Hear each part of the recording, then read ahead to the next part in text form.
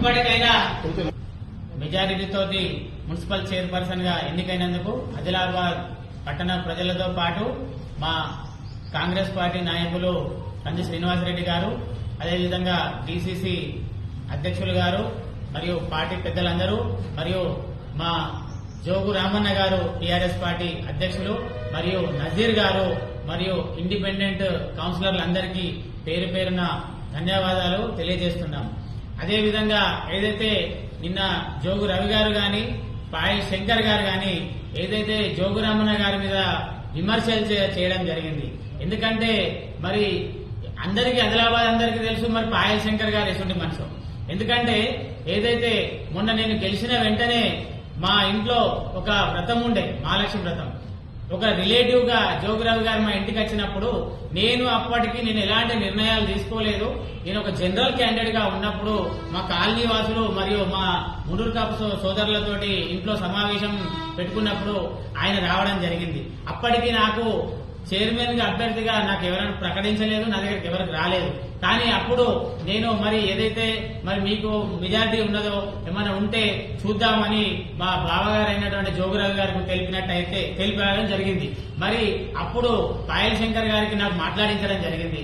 ఆయన అప్పుడు మరి శంకర్ గారు మీరు నాకు ఫోన్ లో మాట్లాడినప్పుడు మరి ఒకవేళ మీకు అవకాశం నాకు ఏమైనా లేకపోతే మీకు చూద్దామన్నప్పుడు మరి మీ చైర్మన్ అభ్యర్థి ఎవరైతారు అని నేను అడిగినప్పుడు అది నీకు అనవసరము, ఎవరో ఒకరు ఉంటారు అని చెప్పింది. కానీ ఈ జోగురావు గారి పేరు మీరు అసలు తీయడం లేదు. దీనికి మీరు ఎక్కడైనా మీరు ప్రమాణం చేయదలుచుకుంటే నేను రావడానికి సిద్ధంగా ఉన్నాను.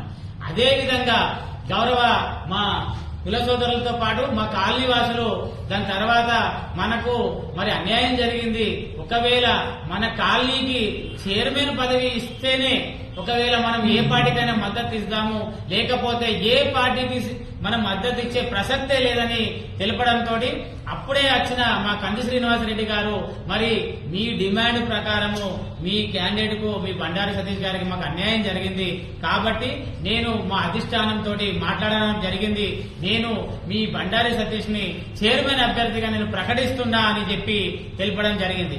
అదే విధంగా మరి మీ ఒక్కరితోనే కాదు, మరి టీఆర్ఎస్ పార్టీ మరియు ఇంకా ఇతర పార్టీ నాయకులు ఇండిపెండెంట్ల సహకారం కావాలి అని చెప్తే మా ఇక్కడ వేదిక పైన ఉన్న పెద్దలందరూ కలిసి మరియు శ్రీనివాసరెడ్డి గారితో డిసిసి అధ్యక్షులు గారితో మరి జోగురామన్న గారి ఇంటికి వీళ్ళందరూ వెళ్లి మరి బండారి సతీష్ కూడా మా మున్నూరు కాపు పిల్లడే మరియు సౌమ్యుడు ఎడ్యుకేటెడ్ పర్సన్, అదేవిధంగా అనుష ఒక ఎడ్యుకేటెడ్ పర్సన్.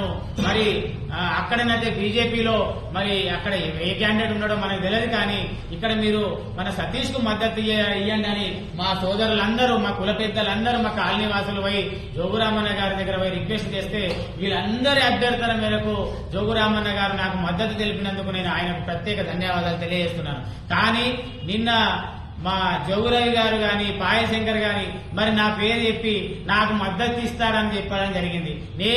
మీరు ఎక్కడ ప్రమాణం చేస్తే అక్కడికి రావడానికి మీ కుటుంబ సభ్యులతో మీరు ప్రమాణం చేయించండి, నేను ప్రమాణం చేస్తా.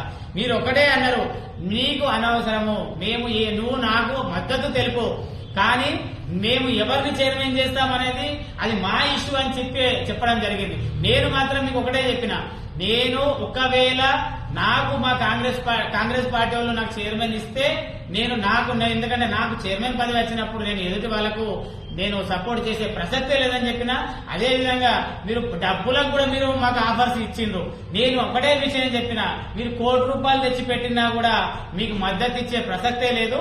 ఒకవేళ నాకు నా అధిష్టానం నా కాంగ్రెస్ పార్టీ నాయకులు టీఆర్ఎస్ పార్టీ నాయకులు ఇండిపెండెంట్లు ఎంఐఎంఓలు అందరూ నాకు మద్దతు ఇస్తున్నా అన్నప్పుడు నేను మీకెందుకు సపోర్ట్ చేస్తానని చెప్పినా గానీ మీరు లేనిపోని అబండాలు పెట్టి నాకు మాట్లాడిండు, నాకు సపోర్ట్ చేస్తా అన్నాడు అని గతంలో కూడా మీకు మరి ఒక్కసారి పాయల్ శంకర్ గారు మీరు ఒక్కసారి మీ ఆత్మవిమర్శన చేసుకోండి.